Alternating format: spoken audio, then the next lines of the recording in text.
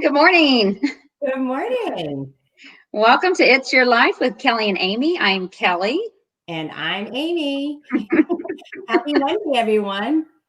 So you can see Kelly's in a different place. She's not in her surroundings. So one guess as to where I am. Oh, I bet you can't guess that. Yes.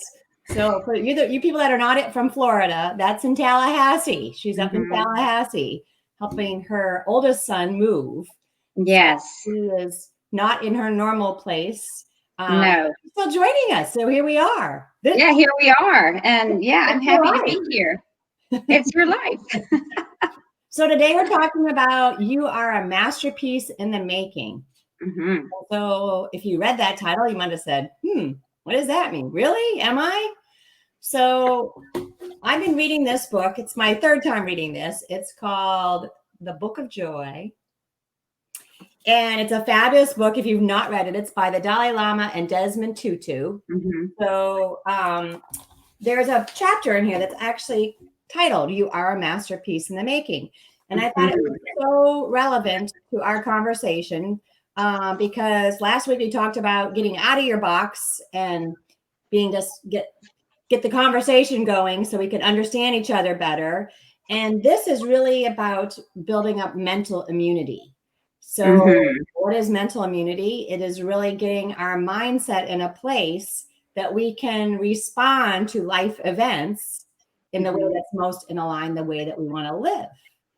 Yes. So why are we talking about this? Well, first of all, when we start working with a new client, right, this is where some of the barriers that we try to help break down is to help people recognize where their fears are and where it's stuck in one place. And then creating a new belief or a new reality, because that's what really fear is. It's our mental projection of what's going to happen when we really have no idea, right? And that's all developed because of our past and our experiences, which develops the way we think.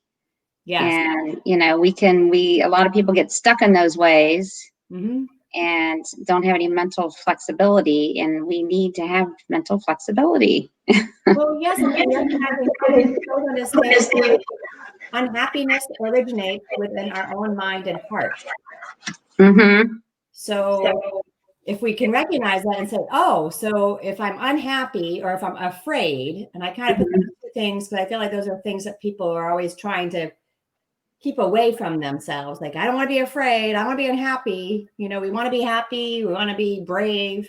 But when we recognize that those things really are just in our mind and that we can choose to not be fearful or not be unhappy and to joy, it's more empowering. It's recognizing that I have a choice every day, every moment, how I want to respond to whatever is happening to me. Right. And, I think a lot of the ways that people act or respond to things is if you really uncovered some of the depths of that response, it could possibly be that they don't know how to respond to things that they don't understand. So, it's like you're not allowing your mind to open up and look at other ways of thinking or other ways of understanding things. This is why we have so many problems in our world right now. People are so set in their ways. But I think they, if something comes at them that they don't understand or they don't know or they don't have any experience with, then, their mind's going to shut down, and it's either a fear or anger, bitterness, whatever, however they respond to something, but it's because they really, truly don't understand or have never had that experience before. Right. So it sounds like you're saying that maybe to see someone else's perspective, you have to be willing to say, oh, so there's another way of looking at this. When I was first becoming a coach, it was trying to understand that there wasn't another way for me to look at things and do things. And I had to recognize and go, wow, I've been thinking like this and doing these things for all these years, and there's another way. Right.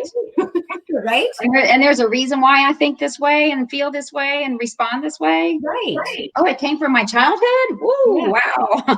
Yeah, and it's for everybody, and it's not that it's Yeah. bad or good. It's just the way it is. We are a product of our environment and the way that we learn things at an early age, and we kind of just keep repeating the patterns over and over, just in different situations. So when you decide to say, "Wow, so I do have a choice in how I'm going to respond to this, and I can choose to go in a different direction."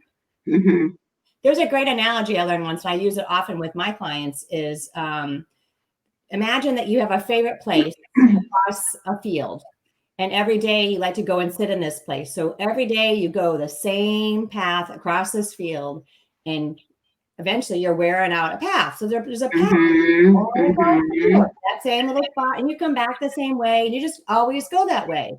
And until you say, "Oh, I'm going to try this way," and try a different spot, until you do that, you naturally go the way you've always been going, because it's just what you do.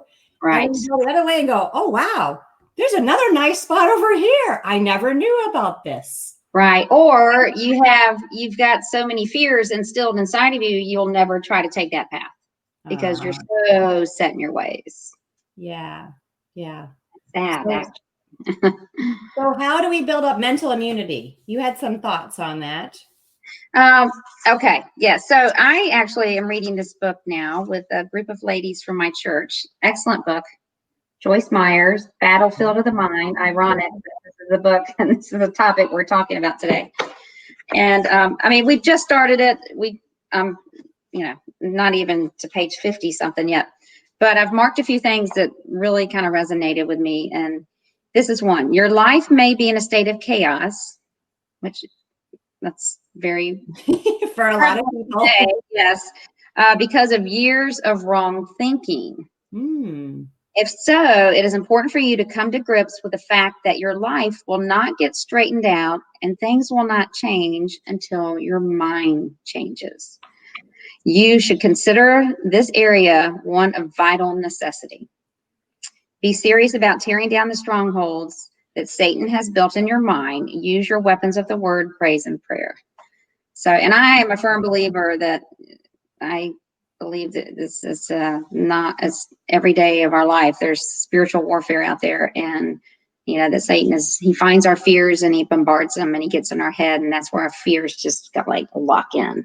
We gotta, for me, I have very strong faith. I give it to God. I take it off my shoulders, and it has brought me so much peace in my life. But when until we get our mind right and our thinking right, then we're going to continue to battle some of those things, and it's not healthy. Number one. Number two, then you end up forming these opinions and these really judgments and opinions on people because they don't think the way you do, or they don't respond the way you do, and people get ugly. Well, and then they react too. I was telling Kelly earlier about this, where there was a post on LinkedIn yesterday, which is it's a professional network. So it's a little different than the other social media platforms, where the expectation in my mind is there that it's a professional atmosphere. Definitely. So this lady had posted a post on a leader in our country, and it was just simply recognizing him for something that he was doing, and he wasn't even politically motivated. You could see it was just her recognizing and saying, a recognition of something. Like anybody, if you saw somebody that was doing something good, you would want to share it and recognize it in honor of what they were doing. And the things that were followed there, I was shocked. I've never seen it on LinkedIn. I was just flabbergasted. I was like, whoa. And it made me think, if those were a leader of a company that was responding that way, first of all, I wouldn't want to work for them, because I was like, wow. And then the second thing I was thinking is, if you were looking for a job and you were saying those things, I wouldn't hire you. So, I think those things. So I thought, how do I choose to respond? I can not respond. Again, I have the choice to just not be a part of it. It wasn't directed at me. It wasn't even to me. It was just shared on the platform. And then I thought, you know what? I could also share something very kind and respectful and supportive of this person.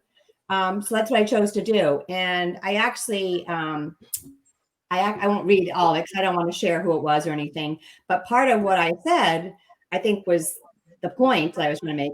I thanked her for sharing her post and for doing, and then I said, I'm sorry, some of our professional network were not able to maintain professional courtesy and respect for the message you shared. You can tell a lot about a person's character by what they say, and even more by what they don't. I said, we don't always have to agree with each other, but we must respect the platform we've been given to share our view. I think that's what I was most important wanted to say is, thank you for sharing it. But if we don't respect the platform that we have and that we don't respect the people that are on it, then we're in trouble. We're in trouble, you know? Yeah. So anyway, and I had a lot of people that liked what I had said. And again, I wasn't doing it for that reason, but then they wanted to connect. And I only had one person that said something negative to it. And I just disregarded. I didn't respond because I thought it doesn't warrant a response. So right. I chose not to. But again, I think that to me, that mental immunity or my mindset was thinking about it. How do I want to respond to this? Do I want to respond to it? You know, she's not my enemy. She wasn't directing at me, and neither was anyone else that was saying all the vile things. So I could have gotten in the conversation, a bunch of people going back and forth, and I'm like, why? You know? So anyway. Wow. So yeah, a quote that is very relevant for this. Your mind is a powerful thing. When you fill it with positive thoughts, your life will start to change. Yes. That's great. I can't even tell you who wrote that, but anyway, I thought it was a good one for this. Gosh, there was something else in here that, oh, here we go. This was actually the first chapter of this book. You cannot have a positive life and a negative mind. Right? Negative breeds negativity. Positive creates positivity. Yeah. You know, and you have a choice. You know, you can choose to be around the negative Nellies and the ones that nag and complain and how exhausting is that? You can jump on that train too. That's okay. Right. You can ride that train to see where that train's going to take you. It's not taking you anywhere good. But, you know, or you can choose to be around positive people. And ironically, today, and I wasn't going to bring this up, but it's sitting right here on my desk. Well, it's not my desk. This was someone else's room. But I have a book that I read. It's a book that Joel Osteen put together. And it's a daily devotional. And on the bottom here, it says, the question is, are you connected to the people who inspire you, challenge you, and make you strive to do better? Or are you connected to the people who are negative, drain your energy, and cause you to compromise? Eventually, you're going to become like whoever you're connected to. You need to disconnect from the people who are hindering your growth and find some favored connections. People who are going places, who are on another level, who have what you dream about. Love it. Isn't that great? But, you know, some people get on like those social media platforms and, you know, it's just like verbal abuse. I mean, they start slandering people and throwing stuff out there. And, you know, I wonder if they were in a social crowd in front of a person, would they be that rude and crude and disrespectful? Probably not, but I don't know. But I think that we talked about the fruit of the spirit last week, and I know self-control is one of them. And so, you know, stress and anxiety that arise from an attempt to control our life, I'm reading out of the book too, what is fundamentally impermanent, and we're unable to control. So, you know, we can't control everything. No. But we can control how we respond to it. That's self-control. We can choose to say something or not say anything, or to let it bother us, or to not let it bother us. It's always a choice. Yes, I like that. I mean, it truly is always a choice. And, you know, if you ever feel like you're in a situation where you're you feel like you're being forced into, or having pressure put on you, or someone has expectations of you to act a certain way or do a certain thing, or be a certain way, whatever. If you feel that struggle in your mind, then you really need to analyze that and think about that. Like, why am I stressing over this, or why am I worried about this, or why am I concerned about what I just, if you say something, you feel like you were saying earlier today, like when you squeeze the toothpaste out, you can't put it back in, right? So if you say something and then you feel that gut feeling like I shouldn't have said that, or that goes against my grain, that goes against who I am, but you feel because you're in a certain group of people or a certain work environment or whatever, even a home environment, and you feel like you act out or you speak out and it's not you, then you know what? You need to listen to yourself talking to you, and take action on that. And that's a good point too. And we can always choose not to respond in those situations too. True, right. I mean, I went to the dentist last week to have my teeth cleaned. And when I went in there, the person, who's a lovely person, but she was in a state of mind of what's going on now. And she immediately wanted to the drama. No. It's just real. And I just chose not to respond. I just looked at it completely blankly, like I had nothing to say to it. And we stopped talking about it. And I felt like sometimes the best response is just, you don't have to say anything. Right. With it, you can choose just not to say anything. Right. I wasn't going to get on that train because, I mean, I didn't agree with what she was saying, and it's not how I want to look at the world and what's going on. I didn't want to be a part of the conversation, but I had the feeling like she wanted more of that, and she was looking for someone to jump on her train, and I didn't want to jump on her train. So. Misery loves company, doesn't it? Oof. But yeah, you can choose not to engage or choose not to respond, or you can even go a step further and find something positive to shed light on. Like, oh, okay, well, I understand, you're frustrated about this, and this, but, aren't we very fortunate to, live in a country where we have the freedom to, do what we want, or have you have a wonderful job here, whatever, just find something. It's a beautiful day.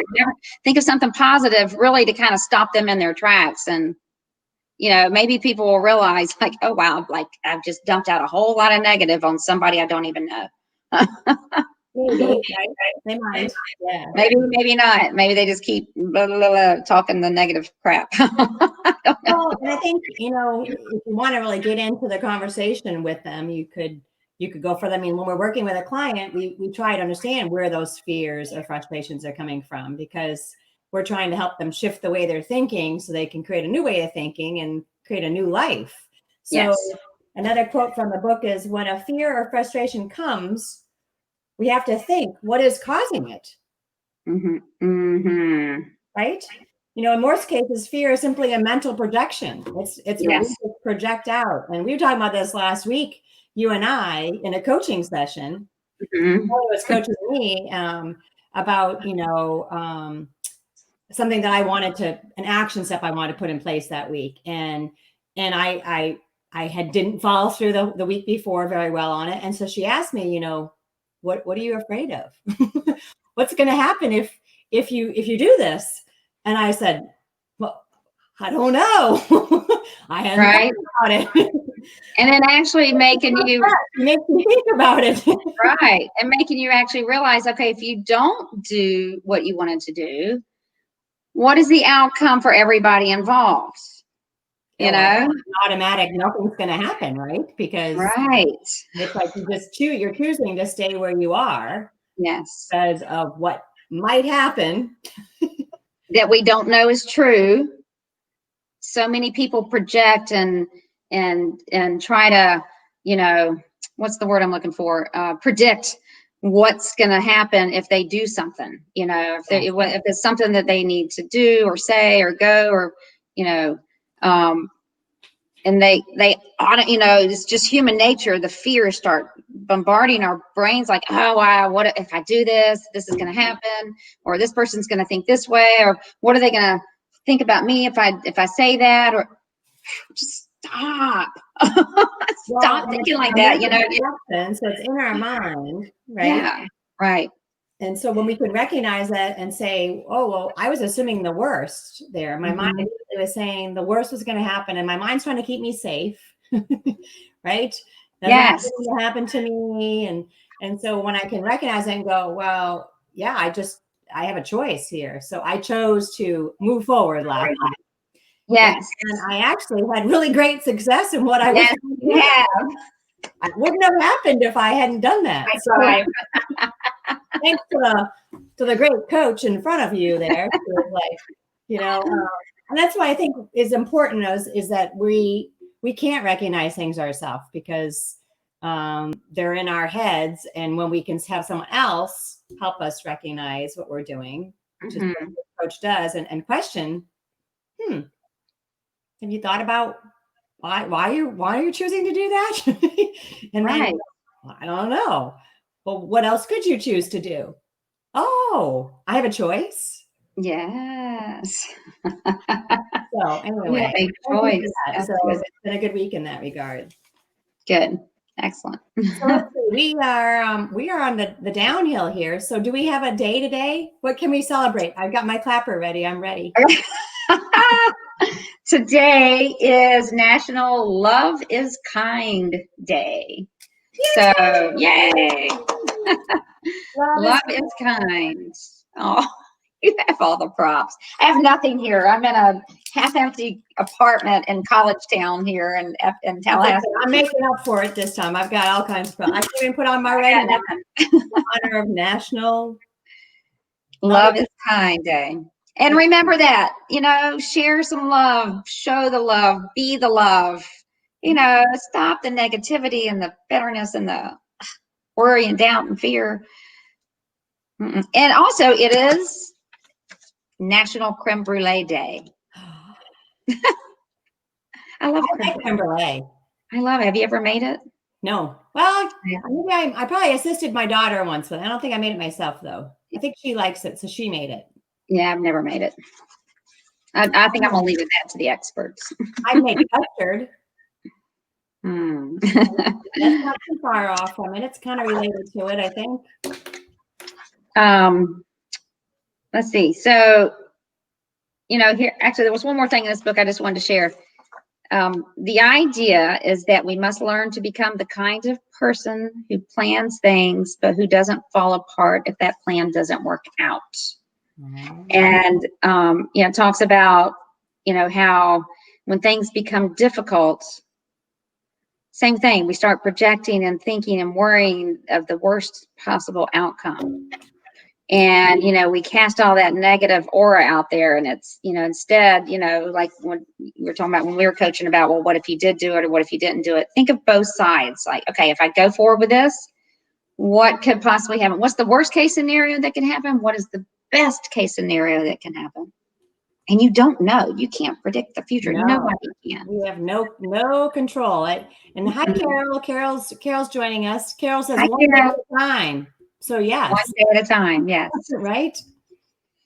That's all we know about. All we know is we have today, and we all get to choose how we're going to live it. Right. Here's not here. These were actually on my son's wall when we were packing yesterday. We had to take everything off the walls, and it's amazing how much stuff a college student collects in 4 years. Anyway, he had some of these things on his wall. You create your reality. So that's all in your mind, right? So you can choose how you're going to respond to everything today. Yes, you can. Here's another good one. Stop doubting your greatness.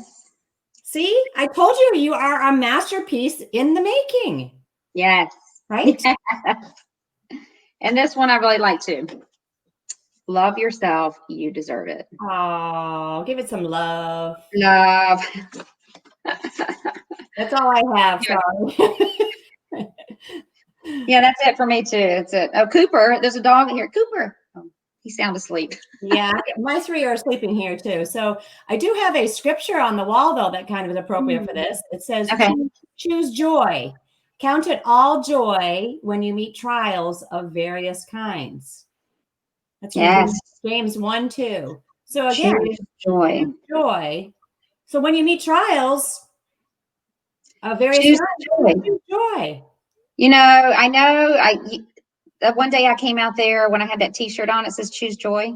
Remember that? I got that at it was a different church I used to go to, but this was like a year ago, 2 years ago. This lady came on a Saturday, and they had this. There was probably, I bet you there was 300 women there for this speaker. I wish I could remember the girl's name. She was phenomenal. Oh, But tell me about her. yeah, but her whole thing was about choosing joy. And up on the stage, she had two tables, like two dining room tables. One was all dressed up with tablecloth and linens and nice chairs and candlesticks and everything. And she had all these plates on there.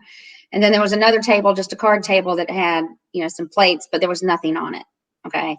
And her whole analogy on just about any kind of topic you can think of, one is regret, one is fear, one is, abandonment, or, all different types of life issues. And she would go over to the table that was not nice and just plain, and she would pick up a plate, and on the plate, like, one was regret. That's kind of stuck in my mind. And she talked about how regret affects us and how we internalize it and how we carry that pain all of our life.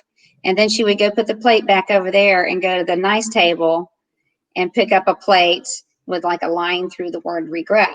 And she says, or you can choose to let it go and know that there's nothing you can do about it. It's in the past. You cannot change the past. So you can live in that awful plate of regret over there and eat off of that plate for the rest of your life if you want to. And that boring ugly over here, and be miserable, or you can go over to this nice table that's refreshing and pretty and forget about the regret and eat off a plate of joy. And then she would pick up a plate that said joy or peace or love or something like that. And she did that with so many different topics. I mean, she talked for like 2 hours. It was mind blowing. I'm like, wow. So I love it. Choose the plate you want to eat off of. Do you want to eat off the plate of negativity and regret and all of that? Or do you want to choose joy and live off the plate of love and respect, joy, peace? Isn't it great? I could have all that. I'd like to. I know. I was just thinking, I'm gonna find places that have those names on, those words on. I'm gonna choose to eat off one each night. We can make them. We could. Yeah. Anyway, it was good. That's great. Well, good stuff, Kelly. Good stuff. Yes. So, yes. This has been great. So you're coming back tomorrow, right? I should be driving back tomorrow. I'm going to go visit my mother for a little bit in the morning. I haven't seen her, and she lives up in North Florida. So she's very excited that I'm coming. She'll call me 10 times in the morning to find out when I'm going to be there. Well, I went to see my mom yesterday. She says joy to both of us. Oh, very nice. Driveway visit yesterday. Oh, how nice. Oh, that's right. My mother's almost 80. I'll have to wear my mask in her house. Yeah, you probably should be careful. Mm-hmm. Yeah. Be prepared for that. Yeah. Yeah. Okay. Anyway, okay, this has been great. Yes. Well, have a great rest of your visit there, and we will see you guys all Friday. We'll be doing a local spotlight this Friday at another special local place. Mm-hmm. And remember, until then, it's your life. It's your life. So choose how you would like to live it today. Yes. Choose with love, because love is kind days today. Yes. And thank you all for joining us. Bye. Bye for now.